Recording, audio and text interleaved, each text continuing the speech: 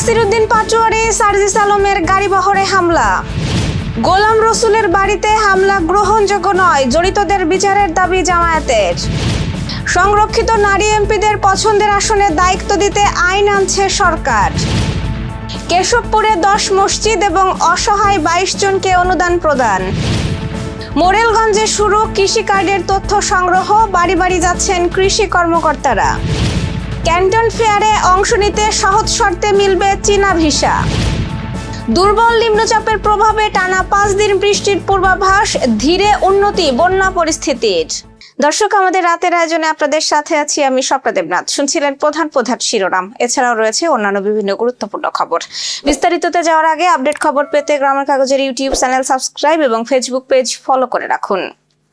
হবিগঞ্জে জাতীয় নাগরিক পার্টির জুলাই পদযাত্রা কর্মসূচি শেষে দলটির মুখ্য সমন্বয়ক নাসিরউদ্দিন পাটোয়ারি ও মুখ্য সংগঠক সার্জিস আলমের গাড়িবহরে হামলার অভিযোগ উঠেছে। আজ বিকেলে আজমেরীগঞ্জে পদযাত্রা শেষে এই ঘটনা ঘটে। এনসিপির অভিযোগ, স্থানীয় বিএনপি নেতাকর্মীরা পুলিশের উপস্থিতিতেই অতর্কিত হামলা চালান। এতে দলের একাধিক নেতাকর্মী ও সাংবাদিক আহত হন। হামলাকারীরা এনসিপির মিডিয়া টিমের একটি মাইক্রোবাস ভাঙচুর করে এবং কয়েকটি মোবাইল ফোন ও ক্যামেরা ছিনিয়ে নেয় বলেও দাবি করা হয়েছে। ঘটনার পর নাসিরউদ্দিন পাটোয়ারি অভিযোগ করেন, হামলার সময় পুলিশ ও র্যাব ঘটনাস্থলে থাকলেও তারা কার্যকর কোনো পদক্ষেপ নেয়নি। তিনি হামলার তীব্র নিন্দা জানিয়ে জড়িত ব্যক্তি ও তাদের মদতদাতাদের দ্রুত আইনের আওতায় আনার দাবি জানান। একই অভিযোগ করেছেন এনসিপির মুখপাত্র আসিফ মাহমুদ সজীব ভুঁইয়াও। তবে এই ঘটনায় বিএনপির পক্ষ থেকে তাৎক্ষণিক কোনো বক্তব্য পাওয়া যায়নি। যশোর 4 আসনের সংসদ সদস্য ও জেলা জামায়াতের আমির গোলাম রসুলের বাড়িতে হামলা ও ভাঙচুরের ঘটনায় তীব্র নিন্দা ও প্রতিবাদ জানিয়েছে বাংলাদেশ জামায়াত ইসলামী। আজ এক বিবৃতিতে দলের সেক্রেটারি জেনারেল মিয়া গোলাম পরোয়ার বলেন, একজন নির্বাচিত সংসদ সদস্যের বাসভবনে হামলা চালিয়ে ভাঙচুরের ঘটনা কোনোভাবেই গ্রহণযোগ্য নয়। তিনি অভিযোগ করেন, এই হামলার পেছনে বিএনপির নেতাকর্মীদের মদত ছিল এবং পরিকল্পিতভাবে আইন শৃঙ্খলা পরিস্থিতি অস্থিতিশীল করার চেষ্টা করা হয়েছে। বিবৃতিতে মিয়া গোলাম পরোয়ার আরো বলেন, সংসদ সদস্য গোলাম রসুলের কন্যা দীর্ঘদিন ধরে মানসিক অসুস্থতায় ভুগছেন এবং দেশে বিদেশে তার চিকিৎসা চলছে। তার একটি আচরণকে কেন্দ্র করে যে পরিস্থিতির সৃষ্টি হয়েছিল তা ইতোমধ্যেই মীমাংসিত বিষয়। এরপরও ওই ঘটনাকে অজুহাত হিসেবে ব্যবহার করে বাড়িতে হামলা, ভাঙচুর ও মব সৃষ্টি করা কোনো সভ্য সমাজে গ্রহণযোগ্য হতে পারে না। তিনি বলেন, সংসদ সদস্য ঘটনার ব্যাখ্যা দেওয়ার পরও একটি মহল উদ্দেশ্য প্রণোদিতভাবে পরিস্থিতিকে উস্কে দিয়েছে। হামলার সঙ্গে জড়িত ব্যক্তি, উস্কানিদাতা ও নেপথ্যের পরিকল্পনাকারীদের দ্রুত শনাক্ত করে আইনের আওতায় আনার দাবি জানান তিনি। একই সঙ্গে সামাজিক যোগাযোগ মাধ্যম ও কিছু গণমাধ্যমে জামায়াতকে বিতর্কিত করতে অপপ্রচার চালানো হচ্ছে বলে অভিযোগ করেন মিয়া গোলাম পরোয়ার। তিনি গণমাধ্যমকে প্রকৃত তথ্য যাচাই করে দায়িত্বশীলভাবে সংবাদ প্রকাশের আহ্বান জানান এবং আইন শৃঙ্খলা বাহিনীকে নিরপেক্ষ ও কার্যকর ভূমিকা পালনের আহ্বান জানান। সংরক্ষিত নারী সংসদ সদস্যদের এক বা একাধিক সাধারণ আসনে উন্নয়ন কার্যক্রমে ভূমিকা রাখার সুযোগ দিতে আইন সংশোধনের উদ্যোগ নিয়েছে সরকার। এই লক্ষ্যে জাতীয় সংসদ সংরক্ষিত মহিলা আসন নির্বাচন আইন 2004 সংশোধনের খসড়া তৈরি করে মন্ত্রিপরিষদ বিভাগে পাঠানো হয়েছে। প্রস্তাব অনুযায়ী সংরক্ষিত নারী এমপিদের দায়িত্ব পালনের জন্য এক বা একাধিক সাধারণ আসন নির্ধারণ করবে তাদের দল বা জোট এবং দায়িত্ব ঠিক করবেন সংসদীয় দলের প্রধান।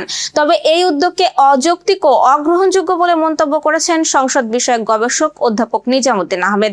তার মতে, এতে নির্বাচিত ও সংরক্ষিত সদস্যদের মধ্যে দ্বন্দ্ব ও রাজনৈতিক সংঘাতের আশঙ্কা বাড়বে। এবার যশোর সহ আঞ্চলিক সংবাদ। যশোরের কেশবপুরে সর্বজনীন সামাজিক অবকাঠামো উন্নয়ন প্রকল্পের আওতায় 10টি মসজিদের উন্নয়নে 30 লাখ টাকা এবং 22 জন অসহায় দুস্থ ও গৃহহীন ব্যক্তিকে 2,20,000 টাকার অনুদান দিয়েছে বাংলাদেশ জামায়াত ইসলামী কেশবপুর উপজেলা শাখা। আজ কেশবপুর পৌর কার্যালয়ে আয়োজিত অনুষ্ঠানে যশোর 6 আসনের সংসদ সদস্য ও উপজেলা জামায়াতের আমির মোহাম্মদ মুক্তার আলী প্রধান অতিথি হিসেবে অনুদান বিতরণ করেন। তিনি বলেন, মানব কল্যাণ ও ধর্মীয় প্রতিষ্ঠানের উন্নয়নে এ ধরনের উদ্যোগ একটি মানবিক ও কল্যাণমুখী সমাজ গঠনের সহায়ক। অনুষ্ঠানে 10টি মসজিদকে 3 লাখ টাকা করে মোট 30 লাখ টাকা এবং 22 জন অসহায় ব্যক্তিকে 10,000 টাকা করে মোট 2,20,000 টাকা তুলে দেওয়া হয়। বাগেরহাটের মোরেলগঞ্জে কৃষকদের জন্য কৃষি কার্ড বিতরণের লক্ষ্যে শুরু হয়েছে তথ্য সংগ্রহ কার্যক্রম।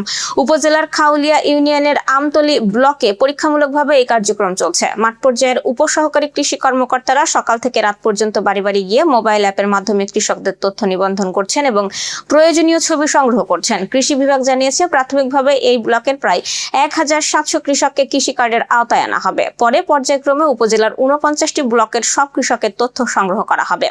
কৃষকরা এই উদ্যোগকে স্বাগত জানিয়ে বলেছেন, কৃষি কার্ডের মাধ্যমে সরকারি বিভিন্ন সুবিধা আরো সহজে পাওয়া যাবে। উপজেলা কৃষি কর্মকর্তা সাইফুল ইসলাম জানিয়েছেন, আমতলী ব্লকের কাজ শেষ হলে পর্যায়ক্রমে অন্যান্য ব্লকেও তথ্য সংগ্রহ শুরু হবে। ঝিনাইদহের মহেশপুরে বিশেষ অভিযান চালিয়ে 128 বোতল ভারতীয় এসকাফ সিরাপ ও মাদক বিক্রি টাকা সহ দুজনকে গ্রেপ্তার করেছে পুলিশ।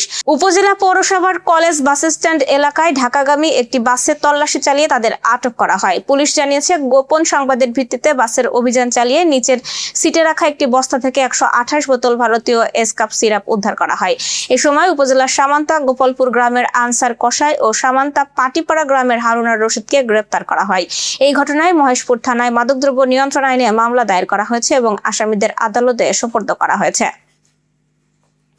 যশোর সীমান্ত পরিবহন বাস মালিক সমিতির নবনির্বাচিত কার্যনির্বাহী পরিষদের শপথ গ্রহণ হয়েছে আজ দুপুরে। চাচরা ডালমিল এলাকার কার্যালয়ে অনুষ্ঠিত হয় এই শপথ বাক্য পাঠ করেন সাবেক পিপি অ্যাডভোকেট মোহাম্মদ ইসাক। এ সময় জেলা বিএনপির সভাপতি অ্যাডভোকেট সৈয়দ সাবেরুল হক সাবু, পবিত্র কাপুরিয়া, আনিসুর রহমান লিটন, বদরুজ্জামান বাবলু, বিশ্বনাথ ঘোষ বিশু, মামুনুর রশিদ বাস্তু সহ পরিবহন খাতের নেতারা উপস্থিত ছিলেন। আন্তর্জাতিক সংবাদ। বাংলাদেশি ব্যবসায়ী, উদ্যোক্তা ও দর্শনার্থীদের জন্য ভিসা আবেদন প্রক্রিয়া আরো সহজ করেছে ঢাকায় চীনা দূতাবাস। আগামী 15 অক্টোবর থেকে 4 নভেম্বর অনুষ্ঠিতব্য 140তম ক্যান্টন ফেয়ার উপলক্ষে এই বিশেষ সুবিধা দেওয়া হচ্ছে।